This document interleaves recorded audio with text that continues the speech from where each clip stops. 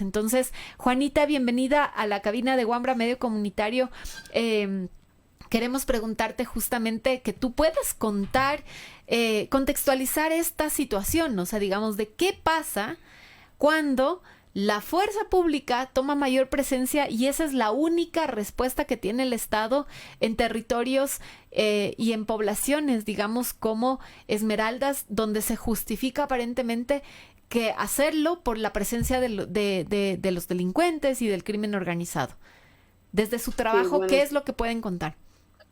buenas noches, Sayinchi, buenas noches, Ana. Yo creo que en una parte, y eso me hace mantenerme en un conflicto personal con la resolución, con el decreto 111, y tiene que ver porque en varias oportunidades nosotras solicitábamos que se declarara, que se reconociera los niveles de violencia para que la cooperación internacional pueda actuar, pero sobre todo pensando también en qué va a pasar con la escala de violencia, las y los activistas sociales, ¿no? Sobre todo los defensores de derechos humanos, porque parte de la cooperación no podía actuar frontalmente porque no existía un reconocimiento de la escala de la violencia. Pero luego también nos encontramos con el perfilamiento racial, las declaraciones que hemos escuchado con justamente las autoridades y el video que ustedes pasaban hace un momento, ¿no? Cuando declaras un objetivo militar, en el caso de Ecuador, estás declarando de la guerra a las personas racializadas, empobrecidas de sectores populares, ¿no? Y de por sí, si a mí me ves caminando por las calles, yo puedo ser un objetivo militar porque quizás tengo las características de lo que ellos pueden reconocer como un delincuente, porque desgraciadamente en países como Ecuador y en Latinoamérica no somos un cuerpo sospechoso constantemente, ¿no? ¿Qué significa habitar espacios de violencia siendo una mujer negra, siendo un cuerpo negro, siendo un hombre negro, un cuerpo indígena? Y recordemos lo que pasó en pandemia, que a colegas indígenas los rapaban, y los rapaban en público, los hacían hacer ejercicios y prácticas, etcétera. Entonces hay que reconocer que desgraciadamente no es que contamos con las megafuerzas militares y policiales para resolver este tipo de problemas. Pero también quedó demostrado, y yo pongo como ejercicio la pandemia, porque una crisis y una emergencia sanitaria se pensaba solucionar con militares en la calle. La situación de violencia en estos momentos, esa receta de pensarse que únicamente era eso, es eso lo que podemos hacer, creo que es mucha irresponsabilidad y mucha negligencia del Estado. Sobre todo porque ayer tuvimos una ola de violencia terrible en Esmeraldas. En Esmeraldas, ¿no? Sí, y debió haberse suspendido clases.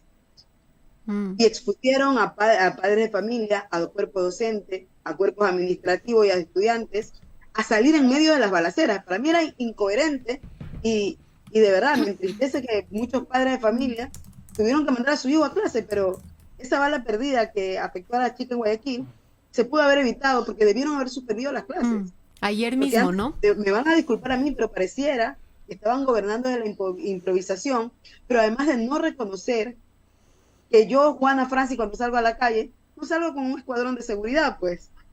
O sea, cuando salgo a la calle, o la gente, la ciudadanía común y corriente, que no tiene acceso al poder y al privilegio de la seguridad en Ecuador, salimos a las calles y no salimos con un escuadrón de seguridad, pues. O sea, tenía que reflexionarse eso desde la institucionalidad. Y lo otro es que el decreto también me demuestra que los 60 millones de dólares que se iban a gastar en la consulta popular, el señor presidente estrenó el poder, porque se da cuenta que no necesita hacer una consulta popular. Y provincias como Esmeraldas, que necesitan inversión pública, que se necesita además, que así como venía esta estrategia de intervención militar, que ya la teníamos, pero que no estaba dando efecto, que no estaba dando resultados.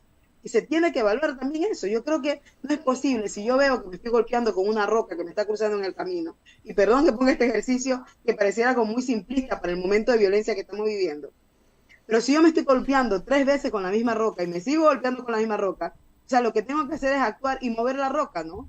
Para que el camino esté despejado. Entonces me montas nuevamente un estado de excepción. Me montas además unas resoluciones que ya están pasando acá. Y desgraciadamente es no reconocer que se necesitan otro tipo de cosas y de intervenciones y que tienen que ser puestas a la par. y también reconocer que están carentes de institucionalidad. No tenemos instituciones públicas que se hagan cargo de cosas, ¿no? Entonces tenemos, y no es esto, no es romperle el bolsillo al Estado, pero es reconocer que se necesita especialistas en temas, en áreas, que se necesita reconocer además las dinámicas comunitarias.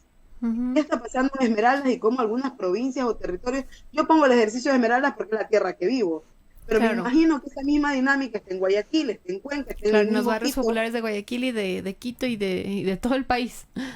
Exacto, entonces sí hay que voltear a ver qué están haciendo las comunidades para sostener la vida y qué hay que hacer desde el Estado para dignificar esa sostenibilidad de vida. Entonces no me voy a montar ahorita un decreto de militarización sin política pública y sin inversión. Necesitamos recursos y que eso sea transparente, porque mucha gente a mí me ponía en redes, no pidas información del Plan Fénix, pero ¿cómo sé que estás haciendo algo? O sea, internamente pasamos una crisis, una desaparición, y ni el gobernador sabía qué hacer. Y en nuestra ignorancia tampoco sabíamos qué hacer.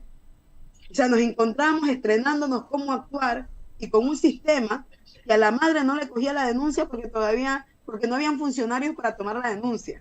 O sea, te encuentras además con esas realidades. Entonces es como importante también voltear a mirar que hay una deficiencia del Estado y del gobierno, en este caso, en los territorios, en nuestras provincias. Que las condiciones de pobreza no te van a ti a marcar como, bueno, Juana Francis por estar en un barrio empobrecido es una delincuente. Pero sí hay que reconocer que las brechas de desigualdad, que no se puede sostener y hablar de democracia con hambre. Y con esto no estoy justificando que salgan a delinquir, pero sí que hay que reconocer dónde ubicamos el foco de atención a las soluciones que tienen que ser sostenibles. Pero si a mí me pones ahorita en un pie gangrenado, una curita, que fue un ejemplo que puso una política hace mucho tiempo, es notar también que las soluciones del Estado no pueden ser simplemente eso. Que si la gente está indignada, que piensen, ¿no? Que el bombardeo que tuvimos hace unas horas en esta cuadra, que simplemente, no, es que ya vinieron los militares y resolvieron, mañana puede haber a la misma hora o en otra hora, igualmente, pero la salud mental de la gente aquí está quebrada, que la confianza para resolver esto también está, y además que la gente te diga, no, es que tienes que venir a apoyar porque el apoyo viene de todos nosotros. Yo sé que las soluciones son colectivas, pero también tiene que haber un proceso de reparación hacia nuestras comunidades. Y eso tiene que venir a la par. No solamente me hagas una intervención militar, no solamente me hagas una postura de estas, sino que también necesitamos nosotros saber cómo vamos a resolver temas tan básicos como el perfilamiento racial cuando hay una intervención militar en nuestros barrios y en nuestras comunidades. ¿Cómo yo no voy a ser el objetivo militar, como mi sobrino no lo va a hacer por su vestimenta, por su tono de piel, por en la esquina que se encuentra, a la hora que se encuentre cuando pase el operativo? Que ya estaba pasando y que tocaba tener reflexiones serias sobre estos temas. Juanita, y un poco ahí lo que tú estás diciendo es, digamos, se junta con lo que también estábamos hablando antes con Fernando, con Ramiro, con David, que es este tema de que, digamos, colocar solamente la fuerza pública como una de las soluciones y no estas otras acciones de política pública, de política social, lo que hace es que es una medida emergente que luego cuando ya se termina, pues vuelve a ocurrir, o sea, como las olas, ¿no? O sea, como querer barrer las olas del mar en la orilla, ¿no? O sea, es como que vuelve nuevamente porque, por ejemplo, legalmente los estados de excepción no pueden durar más de 30 días, ¿no? Y máximo 60 días. Entonces, 60 días está la presencia de los militares, se supone que ahí ya tendrían que haber hecho todo el control posible, pero luego va a regresar, porque la situación, digamos, de las personas en relación en esta dinámica ya hay una inserción, digamos, de la delincuencia y del crimen organizado, incluso como dinámica de sostenimiento económico de las familias en comunidades y en barrios populares. Entonces, ¿cuáles son ahí, digamos, las medidas que ustedes desde el trabajo en territorio y el trabajo comunitario han visto que son necesarias tomar en estos territorios donde justamente están operando las bandas criminales? Mira, primero que yo sí creo que no hay un sistema de protección integral que esté funcionando para las infancias. Hay que devolverle capacidad, y cuando digo capacidad me refiero a que el sistema educativo en estos momentos no cuenta en Esmeraldas, y yo creo que en ninguna provincia del país, con un protocolo de atención integral para los estudiantes y las estudiantes, sobre todo para niños, niñas y adolescentes.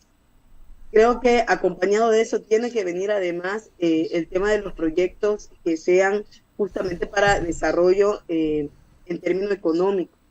El espacio de empleabilidad en la provincia de Esmeraldas desgraciadamente se ha reducido y tenemos una migración que va y viene, pero que ya no está como antes, ¿no? El tema de los negocios. Hoy día hubo un incendio de 2 locales comerciales. A los taxistas, y eso también habla, ¿no? de cómo está el contexto. A los taxistas están extremadamente amenazados. Entonces, ¿cómo la gente va a salir a trabajar? Y ojo, el trabajo informal estoy hablando, ¿no? Estas condiciones de extrema violencia que está golpeando los negocios populares, que están además en las zonas populares, tienda, la vendedora del pescado, del corviche, el que va a pescar, el pescador, el agricultor, el que está sacando los productos de ciclo corto, que si no es la extorsión, es el no poder ni siquiera sacar tus productos para vender o comercializar. Entonces, en esas condiciones, lo que hay que mejorar son las condiciones ciudad. O sea, las condiciones de la provincia como tal para generar los espacios de comercialización en el comercio informal, en el tema de servicios. Y recuperar la confianza para que instituciones, para que empresas estén. El mismo Estado no habilita nuevamente las instituciones públicas acá. Entonces es importante hay que recuperar los espacios públicos. Y cuando hablo de recuperación de espacios públicos, te hablo de parques, patios, calles, de espacios donde tú podías transitar. Pero desgraciadamente no tenemos tampoco espacios donde transitar. O sea, es voltear a mirar lo básico, que son las relaciones comunitarias, como salir y estar conversando con tu vecino y tu vecino, y que ahora no lo puedes hacer, ¿no? Entonces, yo te digo, en estos momentos si hay que pensarnos en soluciones alternativas, pero yo sí creo que es injusto voltear la responsabilidad total a la comunidad, ¿no? Y sobre todo a las comunidades y a los sectores empobrecidos. Que sí hay que interpelarse mucho que las condiciones de pobreza y las brechas de desigualdad, o sea, yo no te puedo venir a hablar de paz y tú estás con hambre, tú me vas a decir, Juana, tengo hambre desde hace una semana. Claro. Porque el ingreso de mi familia ha sido de $5 o $3. Entonces no todos estamos comiendo la misma proporción. Entonces sí también es un poco de cruel ese discurso de vamos a apoyar para sacar al Ecuador mientras yo estoy sufriendo y tú me lo estás diciendo de un aire acondicionado todo rodeado de seguridad, ¿no? Claro, por eso se habla de paz con justicia social, digamos, ¿no? Que básicamente lo que se está diciendo es de que sí, las medidas para obtener la paz a través del control de la seguridad, pero también medidas para obtener justicia social, porque si no, la cuestión va a continuar. Que retomamos la metáfora que nos decía Ramiro, ¿no? Para quienes se van conectando, hace un ratito estábamos conversando con Ramiro Ávila y él nos decía, ¿no? Como esto, la parte de la seguridad y del control de la seguridad es una parte pequeñita, pero luego vienen otros ámbitos que son el de la protección, justamente de el poder entregar salud, educación a la gente. Y ahí, yendo un poco a los comentarios que estamos recibiendo dentro de la transmisión, por ahí en los diferentes espacios donde estamos transmitiendo, tanto en YouTube como en Facebook, pues nos parece importante que hablemos de qué mismo es esto del perfilamiento racial, porque pareciera que la gente no lo está entendiendo, ¿no? De qué manera te puede afectar para ti que eres una persona indígena, para ti que eres una persona afrodescendiente, para ti que tienes rasgos que no son blancos, básicamente, cómo esta declaratoria de guerra a lo que se puede mirar como un delincuente estaría afectando, ¿no? Primero eso, y luego este otro factor de que volvemos e insistimos, no es que no queremos que haya justicia y de que no haya un castigo para quienes cometen delitos en contra de la integridad de otras personas, pero ver cómo esta declaratoria de guerra, este contexto específico que estamos atravesando, ¿no? Que jurídicamente da un vuelco, que políticamente también da un vuelco significativo, pues nos coloca como país a enfrentarnos a una violencia cotidiana escalada. Entonces ahí, Juanita, un poco de lo que ustedes vienen trabajando, pero también las discusiones que ustedes proponen como organización, como colectivo, cómo entender en el día a día pues este perfilamiento y cómo le puede afectar a quienes pareciera que no se miran bien y cómo les puede afectar. Sí, mira, el perfilamiento racial básicamente no está encasillado ni siquiera porque sí tiene que ver con un tema de clase, de género y de raza. Entonces el perfilamiento racial son características que se identifican y que van siendo como ubicadas para justificar la discriminación ante una acción, sobre todo que tienen que ver acciones que son ejecutadas, y lo siento Estado, pero que son ejecutadas por y en condiciones que se justifican además en algunos casos en condiciones como las que estamos viviendo. Por ejemplo, yo te pongo, ¿no? Vimos a una persona afrodescendiente parada en una esquina a las 7 de la noche y está vestida con zapatillas, pantalón y así, camiseta blanca y X, eres un objetivo de sospecha, ¿no? Para el cuerpo de seguridad, que puede ser tanto para la policía o los militares. Hay una persona indígena con características de mendicidad parada en tal esquina, representa eso, o lleva mucho tiempo rondando tal área. Desgraciadamente, todos estos elementos te ponen en el foco te voy a decir, de la fuerza militar o policial para decir que eres una persona sospechosa, ¿no? Y en base a eso, por eso ponías el ejemplo, yo puedo ser una sospechosa constante para la seguridad en estos momentos, ¿no? Porque desgraciadamente, ojo, el perfilamiento racial tampoco ellos lo van a escribir en un cuaderno y te lo van a decir. Y lo van a colocar, miren, las personas que vengan así, o cuando en su momento lo ponían, la gente que entra con gorras y cosas, lo tienen, los bancos lo usan, etcétera.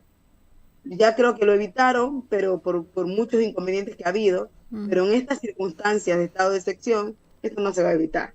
Mucho más cuando la orden y la disposición es actuar, y el actuar implica justamente que no te vayan a preguntar, señora, ¿usted qué hace en esta esquina a esta hora?